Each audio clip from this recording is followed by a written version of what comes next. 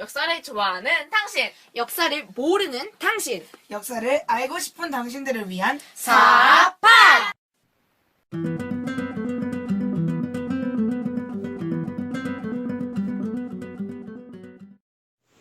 1937년 6월 4일, 에스파냐의 화가인 파블로 피카소는 하나의 대벽화를 완성합니다.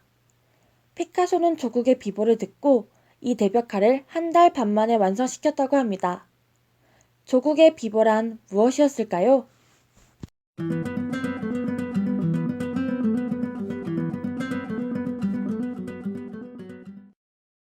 2017년 6월 두 번째 방송.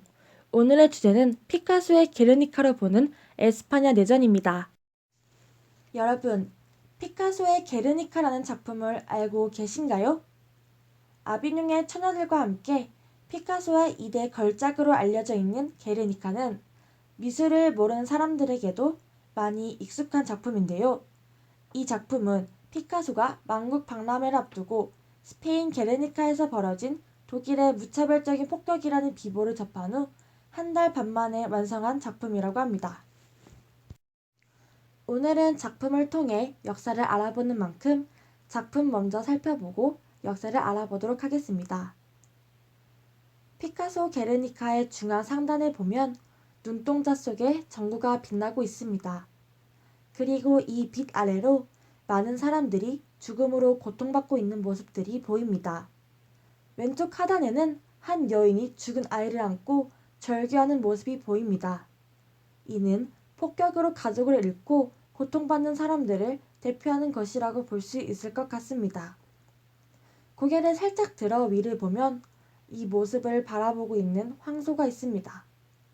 황소는 에스파냐를 대표하는 동물로 당시 무능력한 정부 혹은 게르니카의 비극을 무시하는 프랑코 장군을 의미한다고 볼 수 있지 않을까요?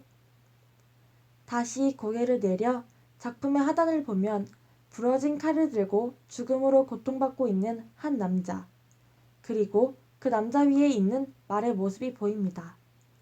참혹한 그 당시 게르니카 현장을 보여주고 있는 것 같습니다. 고개를 돌려 작품의 오른쪽을 보면 여성이 뛰쳐나온 모습과 놀란 모습이 보입니다. 독일의 나치가 게르니카를 폭격한 1937년 4월 26일. 이날은 게르니카의 장날이었다고 합니다. 그래서 많은 여성들이 희생되었고 피카소는 이런 모습들을 작품에 담고 싶지 않았나 싶습니다. 다시 작품의 중앙으로 돌아오면 램프를 들고 있는 사람이 보입니다. 이는 언젠가 이 참상의 진실을 밝혀낸 사람들을 의미하는 것 아닐까요? 전반적인 그림의 색감 역시 흑백으로만 표현되며 잿빛에 가깝습니다. 당시 폐허가 된 게르니카의 모습을 표현하고 싶었던 것 같습니다. 네, 이렇게 그림을 살펴보았는데요. 사실 그림에 많은 상징과 해석이 있겠지만 적어도 피카소가 조국의 참상을 표현하고 싶었던 것은 확실한 것 같습니다. 여기서 잠깐! 여러분, 왜 나치가 스페인 게르니카에 폭격을 한 것일까요? 궁금하지 않으신가요? 그럼 지금부터 피카소의 게르니카에 숨겨진 배경을 차근차근 알아보도록 하겠습니다. 1930년대 유럽에서는 파시즘이 나타나기 시작하는데요. 이탈리아의 무솔리니를 시작으로 독일 히틀러 등 파시즘은 점차 유럽 대륙에 확산되기 시작합니다.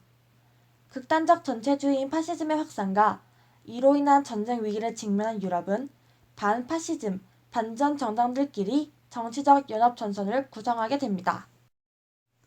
이 연합은 프랑스와 에스파냐에서 실질적으로 활동을 하고 에스파냐에서는 1936년 2월 총선에서 반파시즘 세력, 즉 인민전선이 집권하게 됩니다. 인민전선 정부는 교회의 특권을 박탈하고 토지 개혁을 추진하였습니다. 그러자 카톨릭 교회와 지주, 군부의 지원을 받은 파시스트 프랑코 장군은 이에 반발하였고 결국 1936년 7월 18일 에스파냐의 식민지였던 모로코에서 쿠데타를 일으킵니다. 그들은 인민전선 정부를 무너뜨리고 파시즘 정부를 세우려 하였습니다. 이에 에스파냐는 파시즘과 반파시즘의 대결장이 되었습니다. 파시스트 정권이 집권하고 있는 이탈리아와 독일은 프랑코 장군을 적극 지원하였지만 프랑스와 영국 그리고 미국 등은 애매한 불간섭 정책을 내세워 인민전선정부를 지원하지 않았습니다. 대신에 인민전선정부를 지원해준 것은 평화와 민주주의를 지키기 위하여 세계 각지의 50여 개 나라에서 스스로 무기를 들고 달려온 총 4만여 명의 국제여단이었습니다. 여러분이 잘 알고 계신 해밍웨이와 조지 오웰이 국제여단에 속해 있었죠. 하지만 적극적인 지원을 받은 프랑코 장군은 모로코를 시작으로 쭉쭉 올라와 인민전선이 장악하고 있는 마드리드에 진격하게 되고 결국 에스파냐 내전은 프랑코 장군과 파시스트 정권이 장악하며 끝이 납니다. 이 에스파냐 내전은 2차 세계대전에 직접적인 영향을 주게 되는데요. 왜냐하면 축축국, 즉 이탈리아와 독일이 서로 손을 잡는 계기가 되었기 때문이죠. 또한 이탈리아와 독일은 이 에스파냐 내전을 다가올 제2차 세계대전에 대비한 실전 연습처럼 생각했는데요.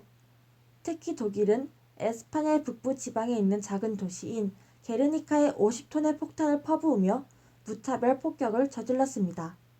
이 폭격을 한 이유는 단지 나치의 신무기를 시험해 보기 위함이었죠.